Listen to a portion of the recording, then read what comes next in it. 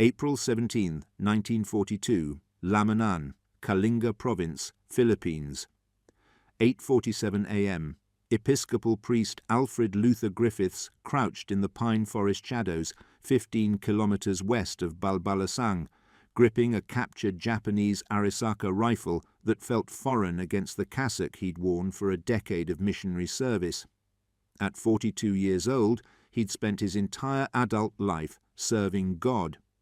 First among the Mescalero Apache in New Mexico from 1916, where he'd built St. Joseph Mission Church stone by stone with his own hands. Then as a U.S. Army chaplain in World War I, where he'd gone over the top at Muzargon with the 6th Infantry Division in October 1918, unarmed, earning shrapnel wounds to his jaw while ministering to dying soldiers under German machine gun fire. Finally, in the Philippines, since 1939, at St. Paul's Mission in Balbalasang, the Philippine Episcopal Church's most isolated outpost, accessible only by 3 days of mountain trails from the nearest road at Laganilang.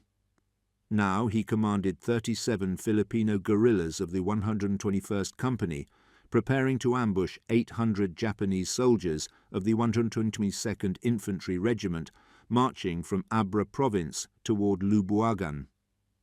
The man crouched next to him was Corporal Bado Dangwa, a 53-year-old Tinguian warrior who'd fought Spanish colonial troops as a young man in 1896 and American forces during the Philippine-American War at the turn of the century.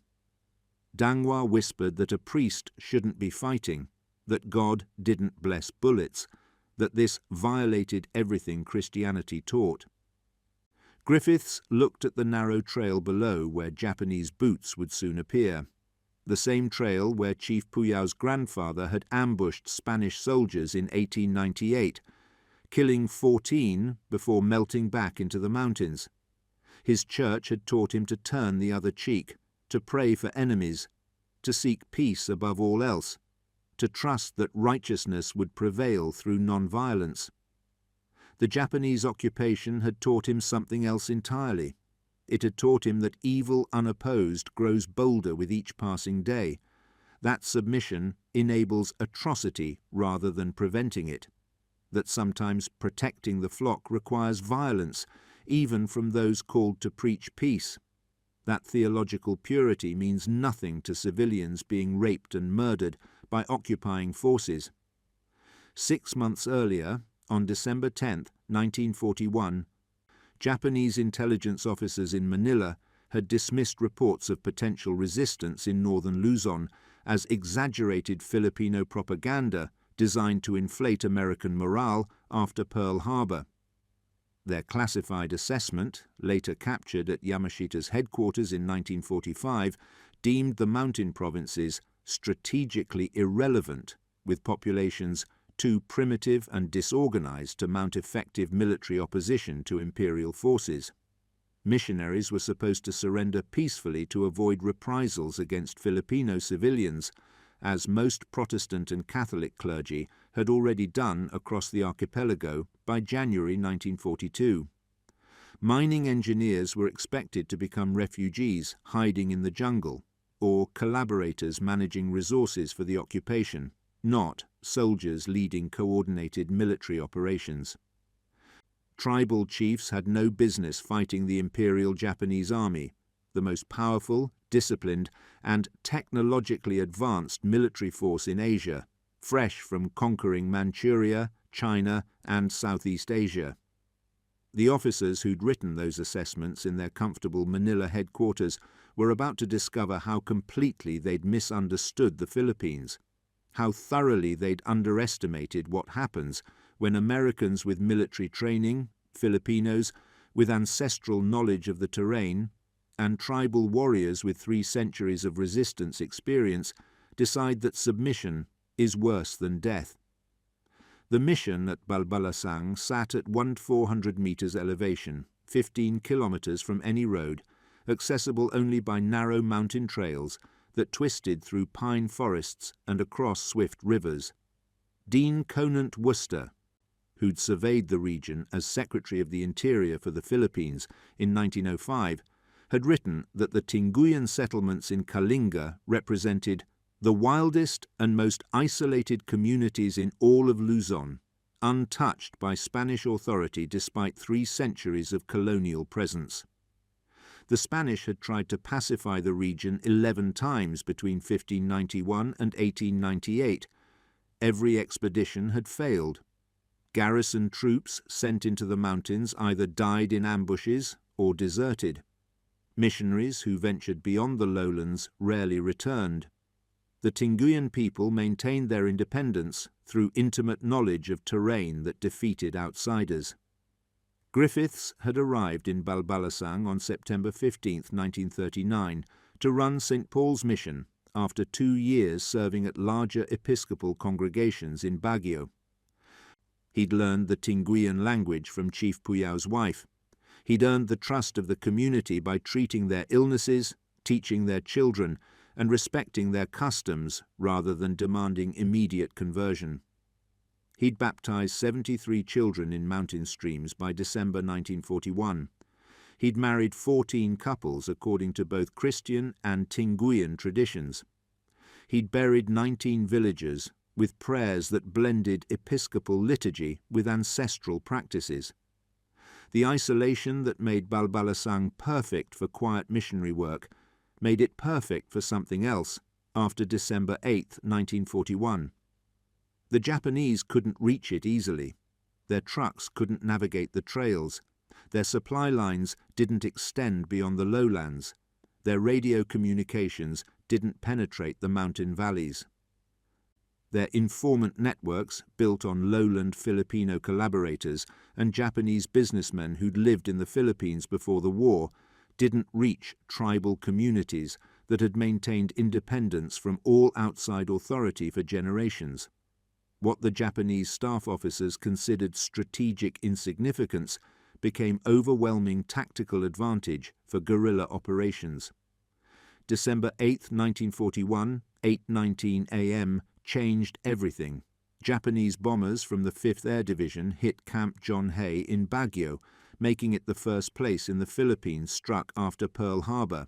8 B-5N Kate torpedo bombers destroyed the installation's fuel depot, communications center, and barracks, killing 23 American soldiers and 17 Filipino workers.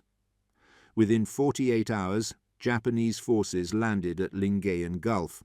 Within 2 weeks, enemy troops controlled every major city on Luzon: Manila, Baguio, Vigan, Apari. General Douglas MacArthur ordered all American and Filipino units to withdraw into the Bataan Peninsula for a defensive stand while reinforcements were organized. But not everyone could reach Bataan. Lieutenant Colonel John Perry Horan, commandant of Camp John Hay, found himself cut off when Japanese forces advanced faster than intelligence predicted. He fled south with remnants of his staff and Filipino troops, reaching the mountain town of Lubuagan on December 29th with 127 men, no artillery, and ammunition for perhaps 3 days of combat. Captain Walter Mackay Cushing, a 35-year-old mining engineer from California who'd been operating a gold mine in the Kalinga goldfields since 1937, refused to surrender or flee. His mine represented his life savings, $73,000 invested over 5 years. Japanese orders required him to destroy it to prevent enemy use. Rather than comply and lose everything, Cushing decided to fight. He began organizing guerrilla units from broken Filipino formations scattered across Abra province. Within 2 weeks, he'd assembled 218 men, former Philippine constabulary officers, Filipino army stragglers, and local volunteers angry about Japanese atrocities already occurring in occupied towns. He raided abandoned Philippine constabulary barracks in Bangd, capturing 200 rifles, 47,000 rounds of ammunition, and 17 cases of dynamite. Cushing's first major attack came on January 19, 1942. his guerrillas ambushed 2 Japanese convoys entering the coastal town of Kandon in Ilocos-Sur province. The ambush lasted 4 hours. 69 Japanese soldiers died.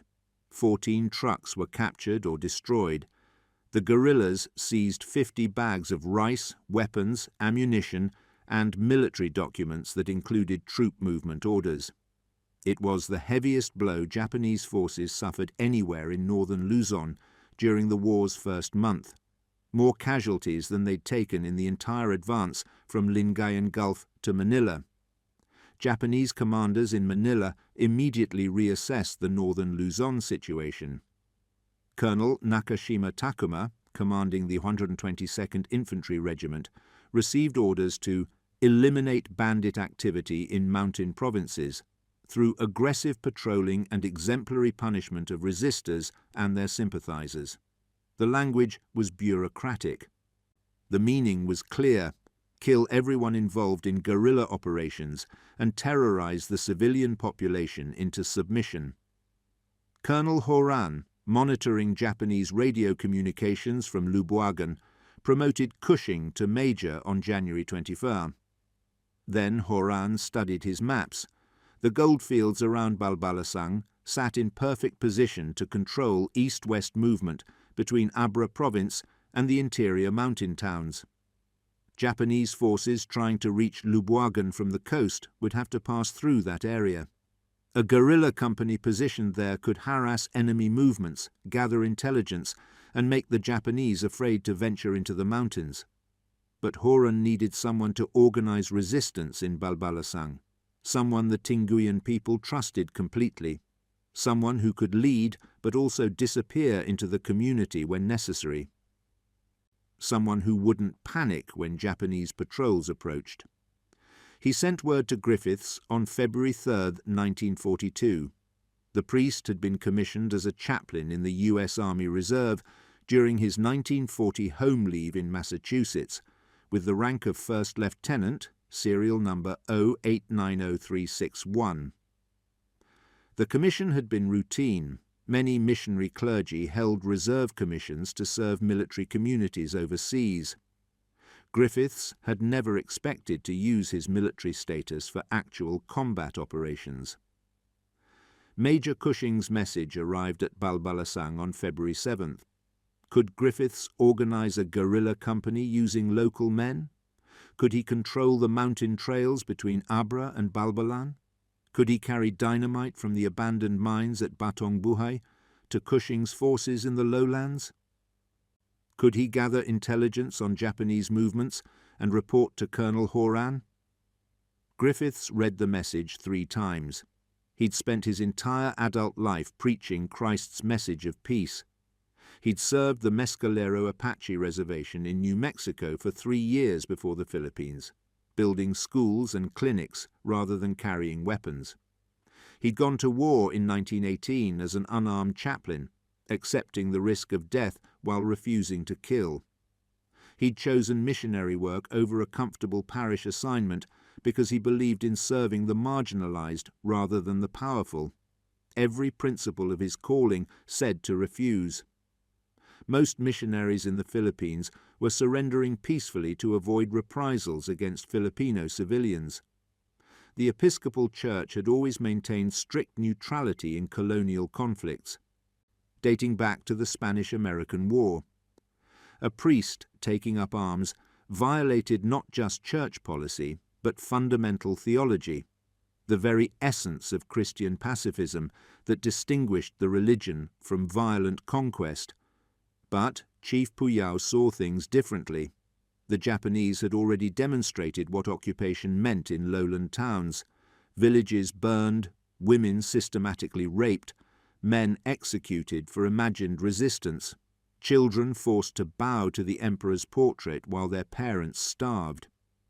The Tinguian people had fought the Spanish for 3 centuries, killing soldiers in ambushes and raids that kept their mountain homeland independent when every other tribe in Luzon had submitted. They'd fought American colonizers from 1899 to 1902. participating in the Philippine-American War until terms that preserved their local autonomy were negotiated. They understood, in ways that Americans often didn't, that sometimes survival requires violence, that occupation means cultural extinction, that neutrality enables oppression. Chief Puyao told Griffiths directly on February 9, 1942, "You say you came to save our souls. Now save our lives. The Japanese will kill us all or make us slaves. We will fight them. If you won't lead us, we will fight anyway and die faster." The theological argument was simple and devastating. A shepherd who refused to defend his flock from wolves wasn't a spiritual leader. He was a coward hiding behind Scripture. Faith without action was worthless. God didn't expect submission to evil. He expected resistance. Griffiths made his decision on February 10, 1942. Within 3 days, 37 Balbalasang men joined what became the 121st Company of the 121st Infantry Regiment, Philippine Army. Cushing supplied them with rifles captured at Candon, 15 Japanese Arisaka Type 38 rifles, 8 Springfield M1903s from abandoned Philippine Army stocks, and 14 obsolete Remington rifles from Philippine Constabulary barracks. Their ammunition situation was better, 4,700 rounds total, about 125 rounds per rifle. Cushing also provided 17 cases of dynamite from his mining operations, 23 meters of blasting fuse, and 200 detonators. The company's mission was straightforward, but critical. Prevent Japanese movement from Abra in the west to Balbalan in the east by ambushing patrols and destroying trail infrastructure. Carry dynamite from the abandoned goldfields at Batong Buhay to Cushing's forces in the lowlands for bridge demolition operations. Harass enemy patrols to create the impression of widespread resistance and make Japanese commanders afraid to disperse their forces. Gather intelligence on enemy troop movements, strength and intentions for transmission to Colonel Horan's headquarters. Griffiths established company headquarters in the Balbalasang school building, a bamboo structure with a corrugated metal roof that also served as the mission's administrative center. The villagers stopped calling him Paji, their familiar term for priest, derived from the Spanish padre. They addressed him as lieutenant, the English word pronounced with Tingyan inflection. His wife Nessie and their infant daughter Catherine remained at the mission house, along with mission nurse Dorothy Taverner, a 31-year-old woman from Ohio who'd arrived in Balbalasang in 1940. Every man in the 121st Company understood the stakes with brutal clarity. If they were captured by Japanese forces, they wouldn't be treated as prisoners of war under Geneva Convention protections. They'd be classified as guerrillas who'd refused General Wainwright's eventual surrender order. That meant torture to extract information about other resistance members, followed by public execution, usually beheading, designed to terrorize other potential resistors. The distinction between regular soldier and guerrilla mattered more than any question of rank or military protocol. Regular soldiers captured in conventional combat could expect treatment specified by international law, inadequate food, harsh conditions, forced labor, but not systematic torture or summary execution. Guerrillas who'd refused surrender orders and fought behind enemy lines faced treatment the Japanese reserved for what they considered war criminals and terrorists. Several American officers captured leading resistance forces in central Luzon had already been executed after days of savage interrogation that left their bodies barely recognizable. But surrender meant something worse than personal death. It meant abandoning their families to occupation. The Bataan Death March in April 1942 would kill between 7,000 and 10,000 American and Filipino prisoners through deliberate brutality, starvation, and casual murder. Japanese occupation authorities weren't distinguishing between combatants and civilians in their reprisal campaigns against communities suspected of harboring guerrillas. Villages were burned, populations massacred, women taken as comfort women for garrison troops. Collaboration with guerrillas, even providing food or medical care, resulted in immediate execution of entire families to discourage others. Griffiths understood the cold mathematics of resistance. Every Japanese soldier his company killed was one fewer terrorizing Filipino civilians in lowland towns. Every bridge his men destroyed with Cushing's dynamite delayed enemy reinforcements and supplies. Every intelligence report they passed to Colonel Horan might save American lives during the eventual counter-offensive that MacArthur was surely planning from Australia. The strategic impact of 37 men with rifles might be minimal, but the psychological impact of guerrilla resistance, proving the Japanese couldn't control the countryside, might be enormous. The theological justification came harder and never fully resolved. He'd spent his entire adult life preaching Christ's message of peace, the Sermon on the Mount, turning the other cheek, loving enemies. He'd memorized Matthew 5:9, "Blessed are the peacemakers, for they shall be called sons of God." He'd taught that violence perpetuated cycles of revenge that destroyed both victor and vanquished. He'd counseled patience and faith when facing injustice, trusting God to establish justice in his own time. But he'd also read his Old Testament thoroughly. The same God who commanded turning the other cheek had also commanded resistance to tyranny through Moses, David, Gideon, and Joshua. The same scripture that blessed peacemakers also spoke of a time for war in Ecclesiastes 3. The same Jesus who told Peter to put away his sword in the Garden of Gethsemane had also driven money changers from the temple with a whip. The Japanese weren't asking for peaceful surrender to await justice through proper channels. They were demanding submission to a system built explicitly on brutality, racial hierarchy, forced labor, sexual slavery, and cultural extinction.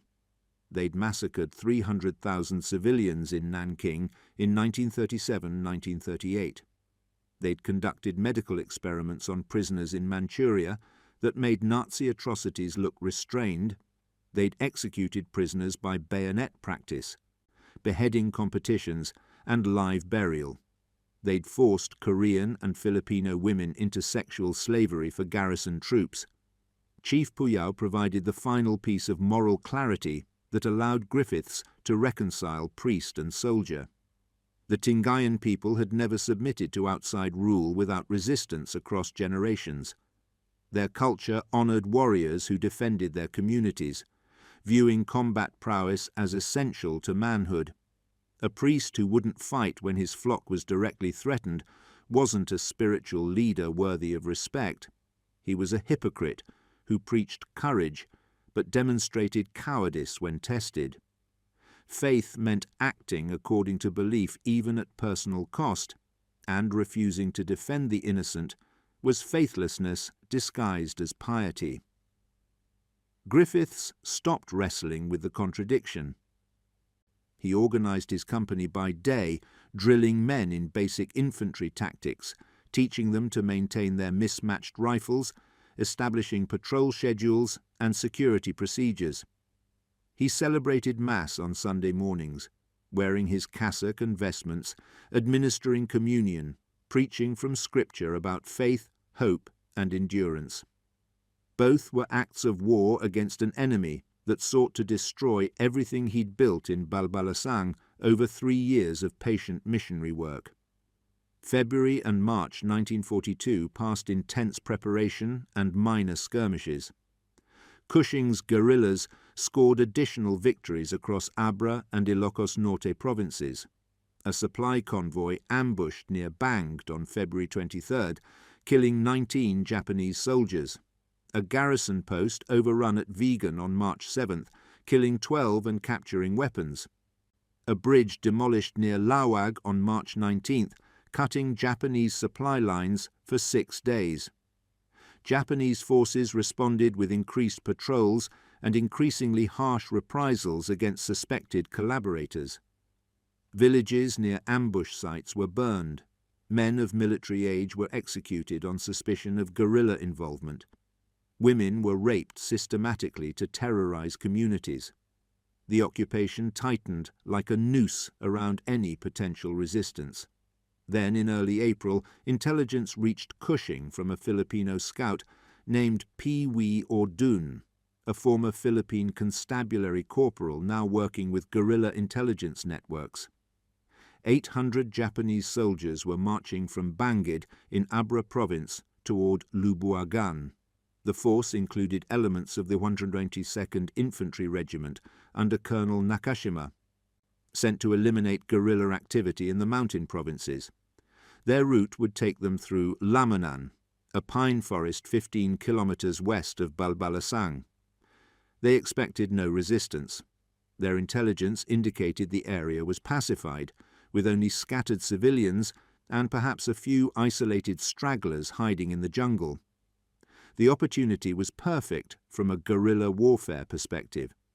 The terrain at Lamanan favored defenders: narrow trail through dense forest, steep slopes on both sides, limited room to maneuver, poor fields of fire for the advancing column.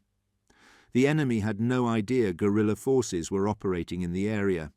They expected an easy transit through supposedly pacified territory. Surprise would be complete. The Japanese would be completely exposed in the kill zone before they realized they were under attack. Cushing planned the ambush with professional military precision, learned from studying irregular warfare tactics. He positioned guerrillas on both slopes overlooking the trail, creating a classic L-shaped ambush with fires converging from 2 angles. He assigned fields of fire to prevent guerrillas from shooting each other across the defile. He planned withdrawal routes through prepared positions that would cover the retreat. He calculated ammunition expenditure. With limited rounds, they had perhaps 15 minutes of sustained fire before needing to withdraw. On April 12th, a runner brought Griffiths urgent orders to report to Colonel Horan in Lubuagan immediately. The message suggested military matters requiring immediate discussion. Normally, the journey took 2 days by the main trail. Griffiths and 2 guerrilla companions, Corporal Dangwa and Private Felix Mangali, took a shortcut over the mountains, reaching Lubuagan at nightfall on April 13th, after an exhausting 12-hour day of hiking. Horan's headquarters occupied the teacher's residence at Kalinga Academy, a missionary school run by Reverend and Mrs. Nagel. Griffiths found Horan bent over a field radio, trying to maintain contact with other guerrilla units across northern Luzon. The colonel looked exhausted. He'd lost 40 pounds since December. His uniform hung loosely. Malaria had yellowed his skin. Horan informed Griffiths there was no military emergency. Army headquarters in Corregidor had radioed requesting verification of Griffiths's commission as an Army Reserve chaplain. Their records showed no chaplain named Griffiths assigned to the Philippines theatre. Without proper documentation, Griffiths couldn't officially command a guerrilla company or receive recognition for his service. The bureaucracy continued even as the military situation collapsed. Griffiths had his commission papers with him. He'd carried them since February in case of capture, hoping military documentation might provide some protection under international law. Horan copied the information and radioed Griffiths's serial number to Corregidor, 0890361, First Lieutenant, Army Reserve, commissioned June 15, 1940. The transmission went through on the 3rd attempt. Corregidor acknowledged receipt. The paperwork was satisfied. The bureaucratic delay would save Griffiths's life. While he was in Lubuagan filing paperwork, the Lamanan ambush would occur without him. He wouldn't be present for the engagement that would make the 121st Company famous in guerrilla circles. He wouldn't kill Japanese soldiers personally in that particular battle. The moral burden would be distributed across his men rather than concentrated on the priest commander. While Griffiths was dealing with military bureaucracy in Lubuagan, a runner arrived in Balbalasang on April 16th with a message from Major Cushing. 800 Japanese soldiers were advancing from Abra toward Lubuagan. Cushing would ambush them at Lamanan at first light on April 17th. He needed every available guerrilla from the 121st Company. They should bring all ammunition and be prepared for sustained combat. Corporal Dangwa assembled the company before dawn on April 17th. 37 men checked their weapons and equipment.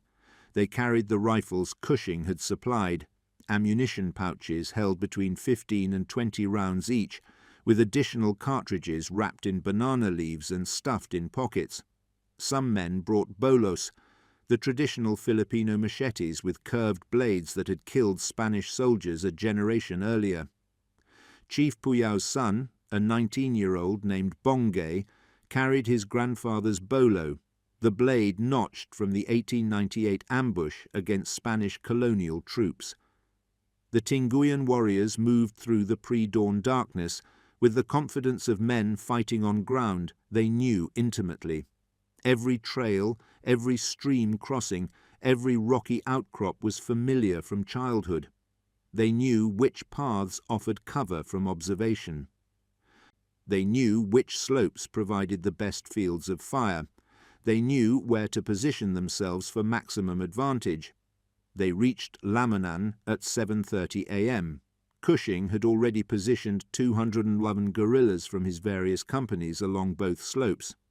The 121st Company took positions on the eastern slope, covering the trail segment where it crossed a small stream. Griffiths arrived from Lubuagan at 8:15 a.m., having hiked through the night when he learned of the ambush. He took position next to Corporal Dangwa. Cushing had chosen his ground with brilliant tactical insight.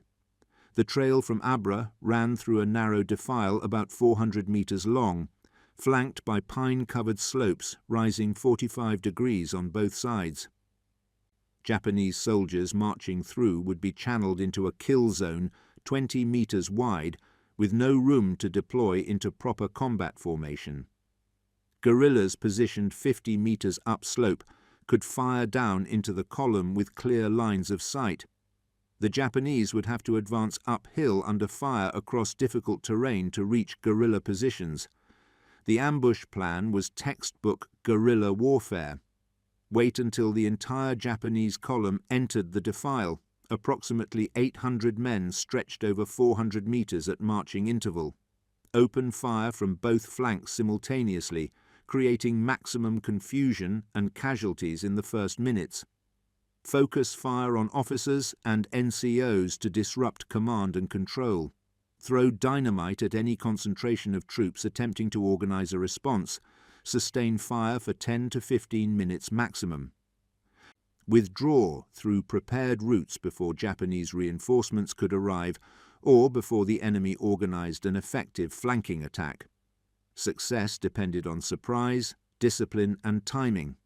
The guerrillas had to maintain fire discipline, no shooting until Cushing gave the signal. They had to choose targets carefully. Every wasted shot was one less bullet for killing Japanese soldiers. They had to withdraw before the situation turned against them. Guerrilla warfare succeeded through hit-and-run tactics, not sustained combat. The Japanese column appeared at 9:03 a.m.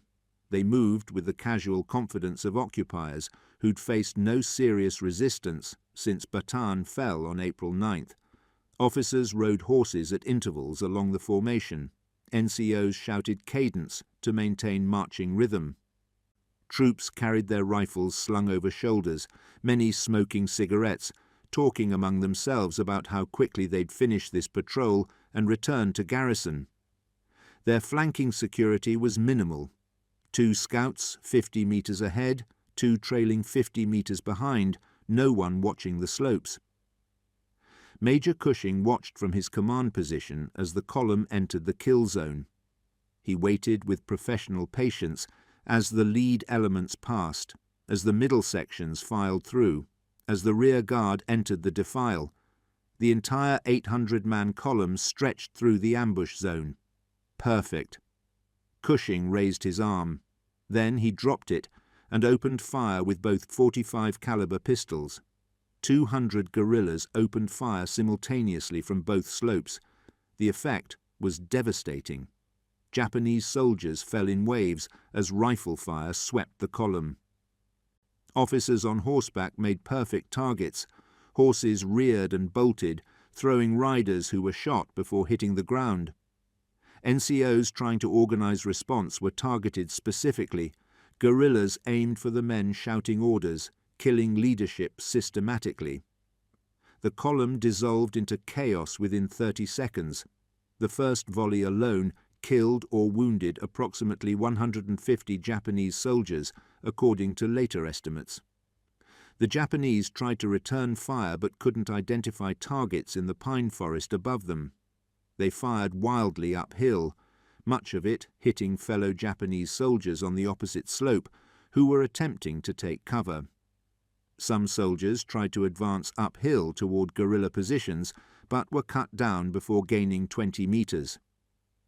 Others tried to retreat but ran into their own rear elements, still entering the kill zone. Cushing ran up and down the highway between guerrilla positions, 2 .45 caliber pistols blazing, shouting encouragement. "Give it to 'em, boys! Pour it on! Make every shot count!" Sticks of dynamite bulged from his pockets, 17 in total. He threw them into concentrations of enemy troops attempting to organize resistance. The explosions added to the chaos.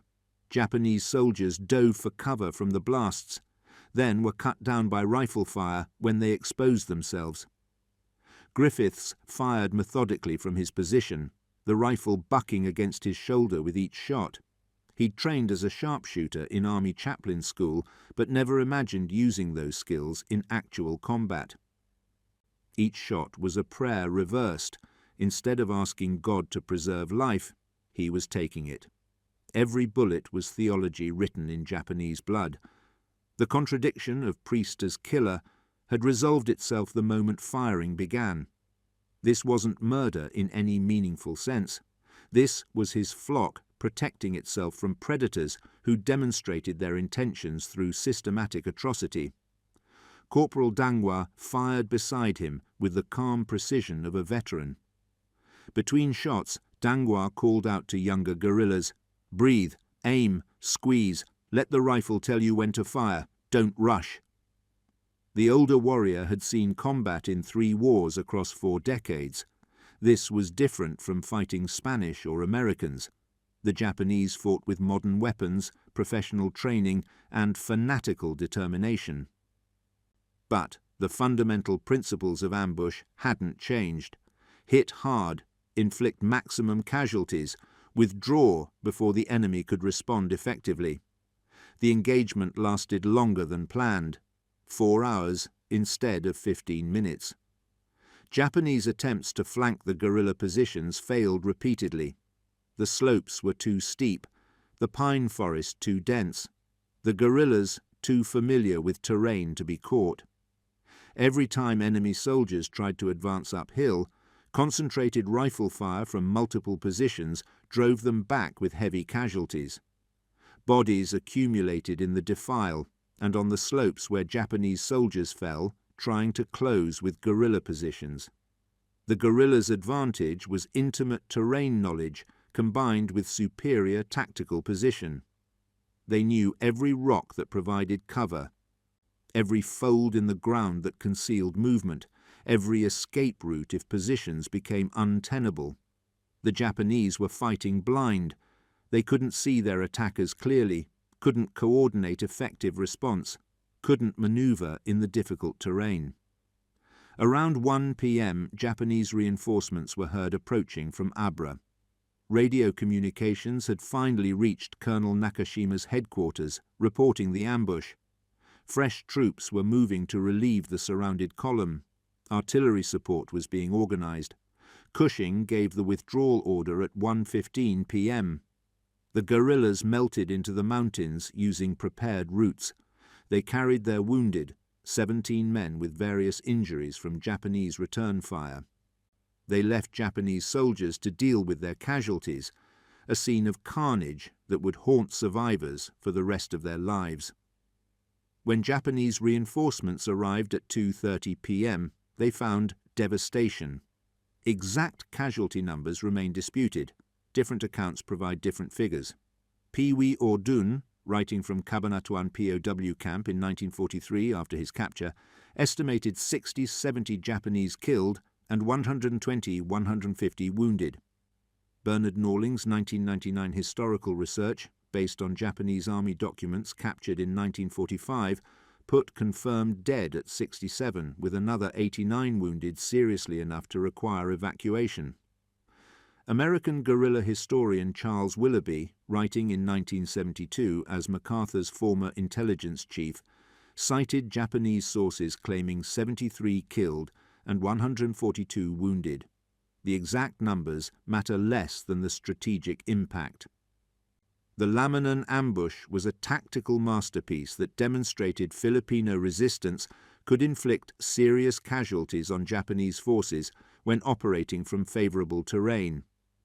It proved Americans and Filipinos could fight effectively together under coordinated command.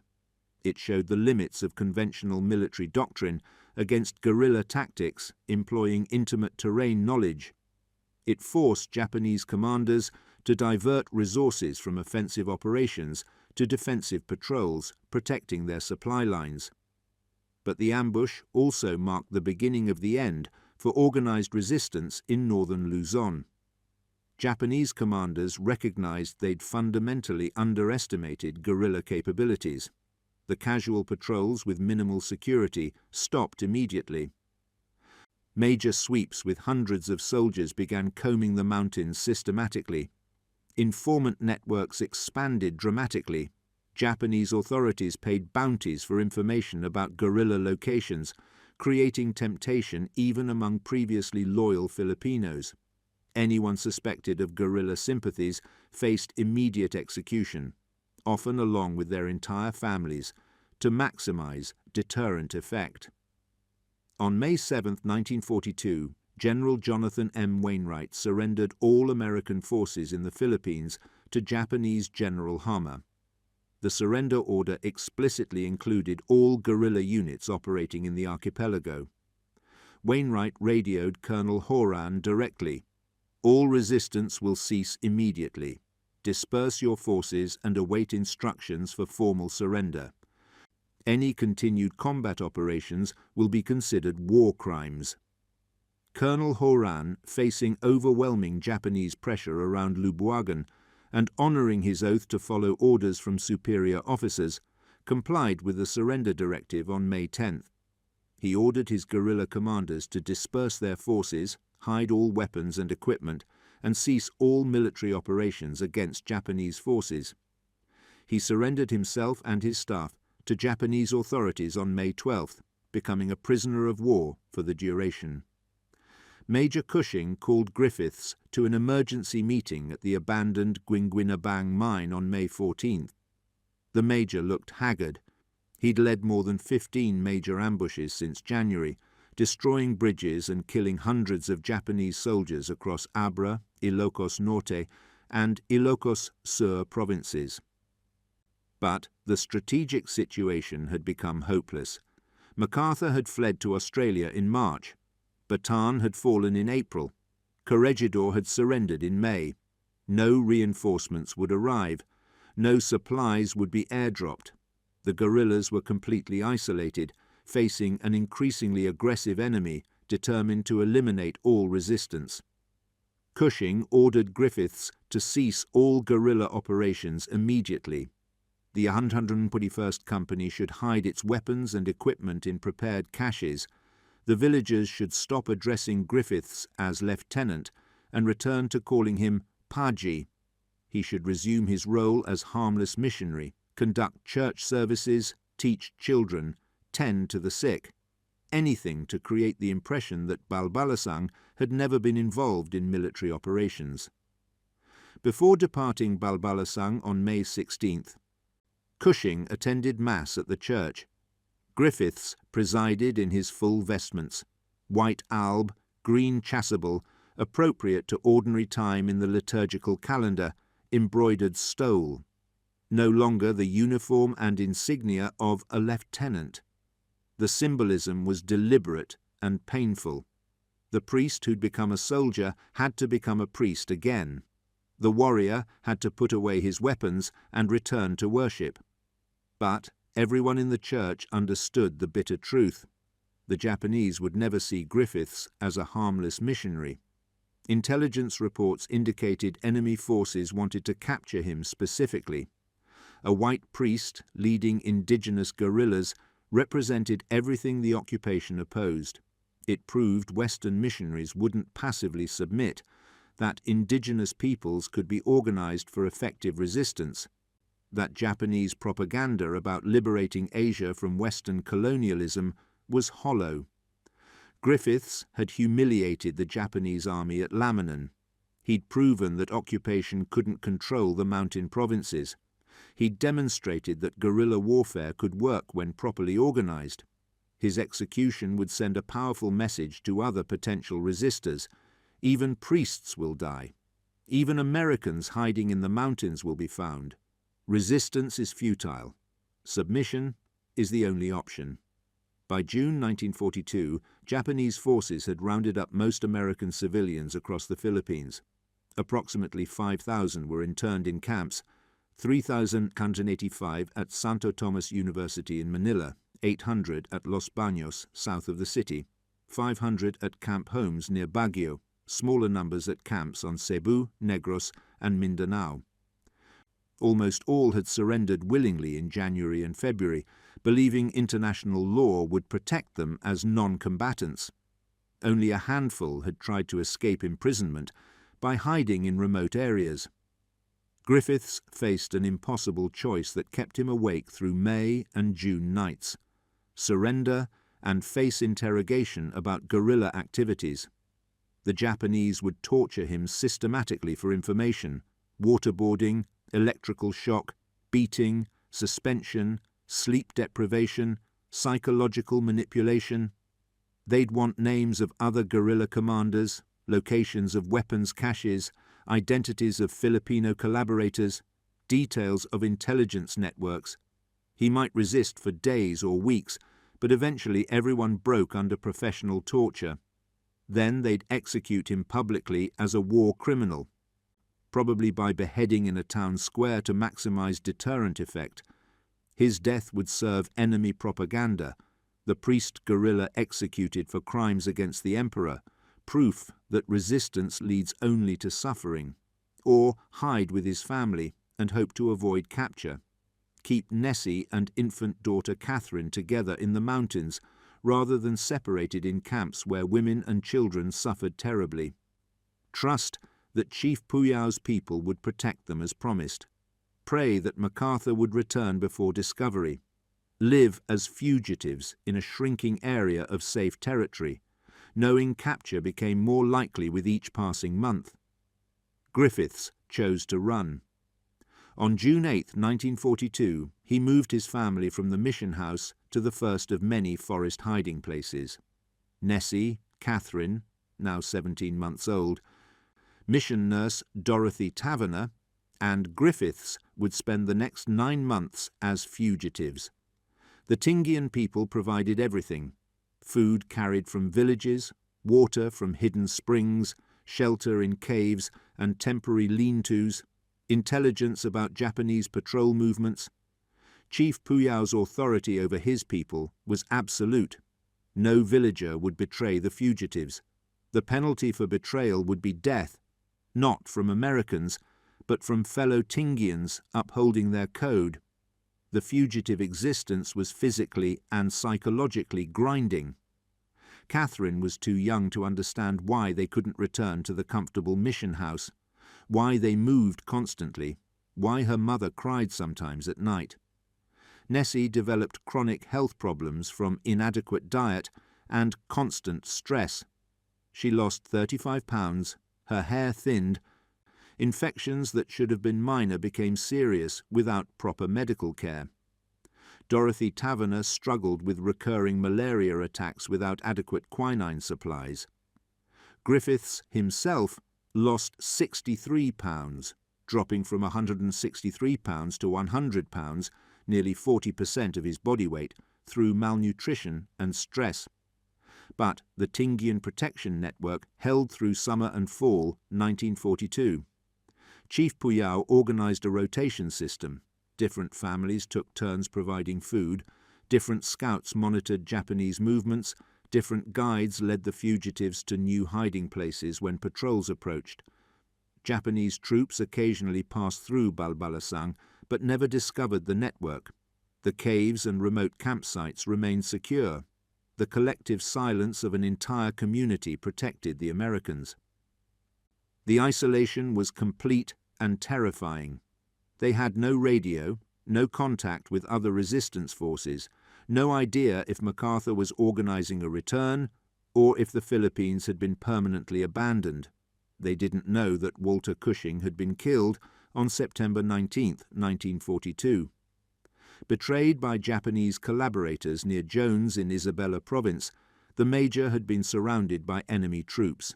He'd fought to his last bullet, killing 6 Japanese soldiers. Then he'd turned his .45 on himself rather than face capture and torture. The Japanese had given him a military burial with full honours, respecting his courage even as they celebrated eliminating a dangerous guerrilla leader. The fugitives didn't know that MacArthur was building forces in Australia for an eventual return.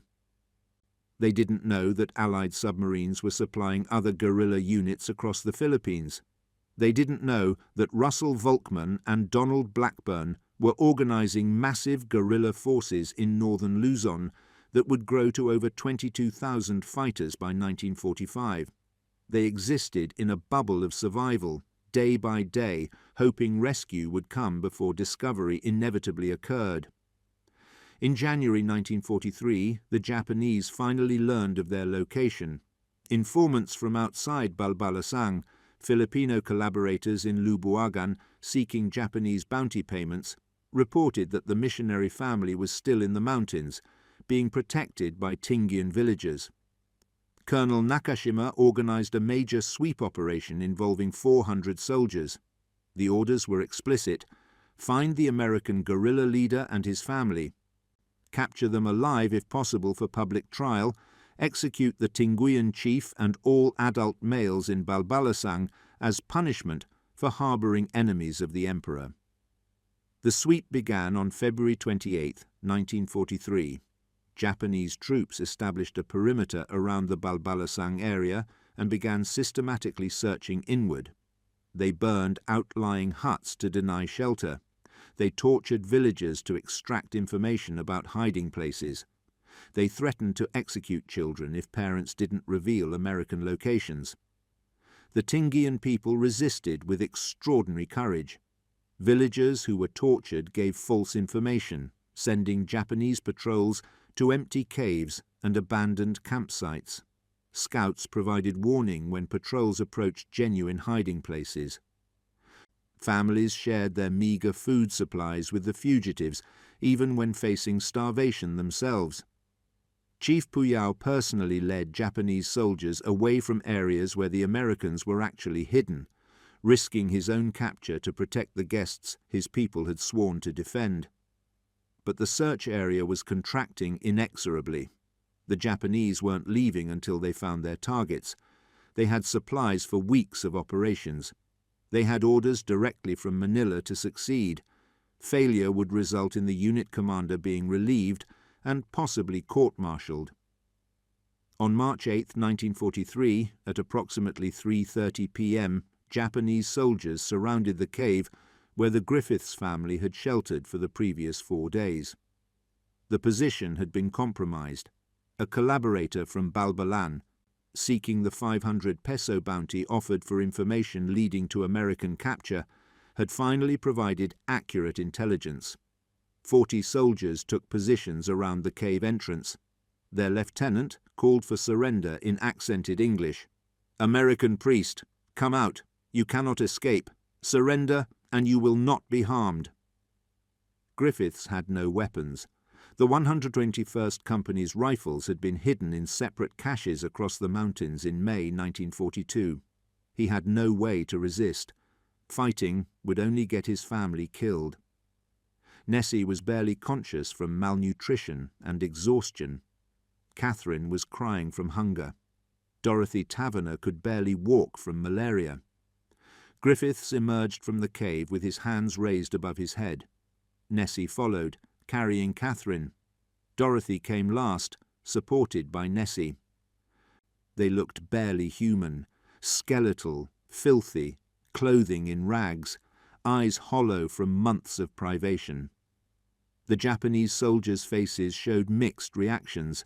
Some smiled with satisfaction. They'd been hunting this particular American for months.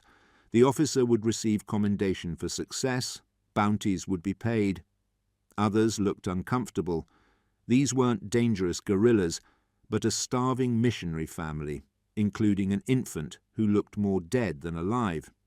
The lieutenant in command seemed uncertain how to proceed. His orders covered capturing the guerrilla leader, not dealing with dying civilians. But someone in Japanese command had made a critical calculation error. They treated Griffiths as a civilian missionary rather than a guerrilla commander who'd led combat operations. The evidence linking him directly to the Lamanan ambush was circumstantial. Cushing had commanded the operation. Griffiths had arrived late. No Japanese survivors could specifically identify the priest as a combatant. His guerrilla activities in early 1942 had occurred before Wainwright's formal surrender order made continued resistance technically illegal. The Japanese had no documentary evidence explicitly proving he'd killed enemy soldiers. Chief Puyao and the Tinguian people had protected more than just the fugitive's physical location. They'd protected the secret of the 191st Company's actual operations. When Japanese interrogators questioned villagers, no one mentioned Griffiths leading guerrillas, organizing ambushes, or carrying weapons. He'd been the missionary who taught their children. Nothing more. The Americans had hidden in the forest when the war came. That was the story, and the entire community maintained it under torture. Instead of immediate execution as a guerrilla leader, the Griffiths family faced internment as civilian prisoners. They were transported first to a holding facility in Baguio, then formally registered at Camp Holmes on March 23, 1943. Camp Holmes housed approximately 500 American and Allied civilians at an elevation of 1,400 meters in the subtropical highlands, 8 kilometers north of Baguio. Most were missionaries like Griffiths. 49 out of 217 adult males were clergy serving various denominations and missions. Others included mining and forestry workers, businessmen, teachers, and their families. Of 480 total internees counted in January 1944 census, 388 were American, 72 were British or Commonwealth citizens, and 20 were Filipino mestizos and others. Conditions at Camp Holmes were marginally better than military POW camps, but steadily deteriorating. The Japanese camp commander, Captain Rokuro Tomibe, proved unexpectedly humane compared to commandants at other facilities. He allowed internees to organize themselves communally rather than imposing rigid military discipline. Every internee received assigned tasks. E.J. Halsemer, former mayor of Baguio, swatted flies and mopped floors. His wife Marie prepared vegetables. Griffiths conducted religious services and helped maintain morale through counseling and organizing educational activities for children. In December 1943, Tomibe arranged delivery of Red Cross food boxes from a warehouse in Manila. Each internee received one 21-kilogram package packed with condensed milk, canned meat, cheese, chocolate, cigarettes, and other items not available through Japanese rations. The boxes literally saved lives. Vitamin deficiencies were causing beriberi, pellagra, and scurvy that led to deaths among weaker prisoners. The food provided nutrition that Japanese authorities either couldn't or wouldn't supply. But Tomibe's lenience ended abruptly in April 1944 after 2 internees escaped. Japanese Kempeitai, military police infamous for torture and brutality, arrived to investigate. They tortured 3 remaining prisoners for information about escape plans. 1 man had his fingernails pulled out, another was suspended by his wrists for 48 hours, a third was repeatedly waterboarded. All privileges vanished. Commerce between internees and Filipino civilians selling food and medicine was halted completely. Prisoners were forced to build a fence around camp homes, symbolizing their complete isolation. Tomibe was relieved of command and sent to another posting, replaced by a harder officer named Lieutenant Sato, who increased security and reduced rations. As 1944 progressed, conditions deteriorated across all Philippine internment camps as the Japanese war situation collapsed. Allied submarines were sinking supply ships. American bombers were hitting Manila facilities. Food supplies for garrisons became scarce, meaning even less for prisoners. Rations dropped to approximately 1,200 calories per day, barely enough for survival, nowhere near enough for health. Malnutrition led to cascading health problems.